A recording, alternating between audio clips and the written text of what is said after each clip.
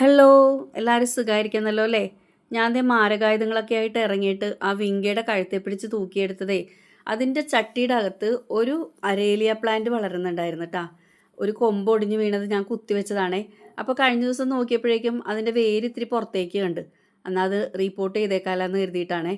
അപ്പം ഞാൻ നേരത്തെ രണ്ട് ചട്ടിയിൽ ഈ സെയിം അരേലിയ തന്നെ നിൽക്കുന്നുണ്ട്. അപ്പം ഇതും അതേപോലത്തെ ചട്ടി തന്നെയാണെങ്കിൽ നമുക്ക് ഒരുമിച്ച് വെക്കുമ്പോൾ ഭംഗിയായിരിക്കുമല്ലോ എന്ന് ഓർത്തിട്ട് ഒരു ചട്ടി ഞാൻ ഒഴിച്ചെടുത്തതാണ് കേട്ടോ.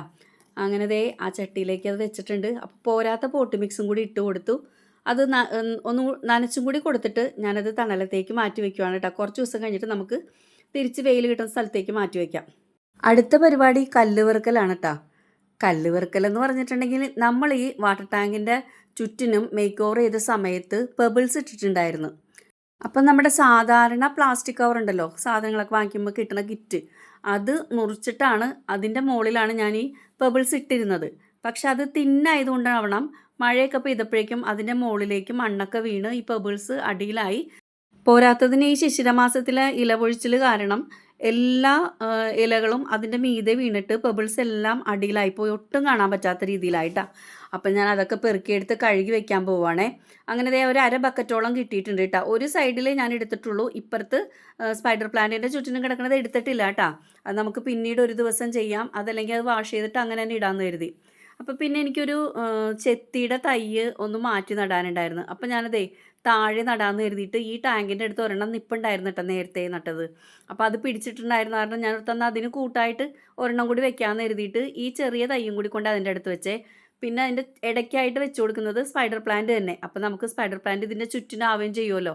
പലതവണ ഞാൻ ഈ സൈഡിൽ നട്ടു കൊടുത്തിട്ട് സ്പൈഡർ പ്ലാന്റ് അങ്ങ് പിടിച്ചിട്ടില്ല കേട്ടോ, മുരടിച്ച പോലെയൊക്കെ നിൽക്കണം. അപ്പോൾ അതുകൊണ്ട് ഞാൻ ഇത്തിരി വലിയ തൈയൊക്കെയാണ് ഇപ്പോൾ വെച്ച് കൊടുക്കുന്നത് കേട്ടോ.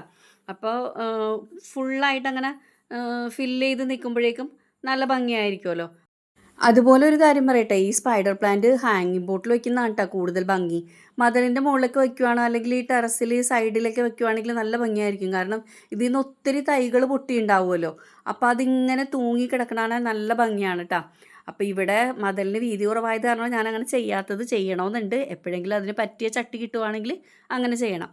അങ്ങനെ ചെടിയൊക്കെ നട്ട് കഴിഞ്ഞ് ഞാൻ അവിടെ ഒന്ന് അടിച്ച് ക്ലീനാക്കി നമുക്കത് കാണാൻ ഒരു സന്തോഷം തോന്നണ്ടേ. അങ്ങനെ അത് കഴിഞ്ഞ് ദേ ചെടിയും കൂടി നനച്ച് എല്ലാവരെയും ഒന്ന് കുളിപ്പിച്ച് ഇതാ ലാസ്റ്റത്തെ ലുക്ക് ഇങ്ങനെയാണേ. താഴത്തെ നനയ്ക്കൽ കഴിഞ്ഞ് മേളിലേക്ക് കയറിയപ്പോഴാണ് കേട്ടോ ഞാനിത് കണ്ടത്. തണ്ട് കാണാത്ത രീതിയിലാണ് കേട്ടോ ബൊഗെയിൻവില്ല പൂത്തേക്കണത്. അപ്പോൾ 2 ദിവസമായിട്ടുള്ളൂ ഞാൻ മുകളിലോട്ട് കയറിയിട്ട്. അപ്പോൾ ഇതിലിങ്ങനെ കുഞ്ഞു മുട്ടുകൾ പോലെ കണ്ടായിരുന്നു. ഇപ്പോഴാണത് മുഴുവനും വിടർന്ന് കണ്ടത്. അടിപൊളിയല്ലേ കാണാൻ.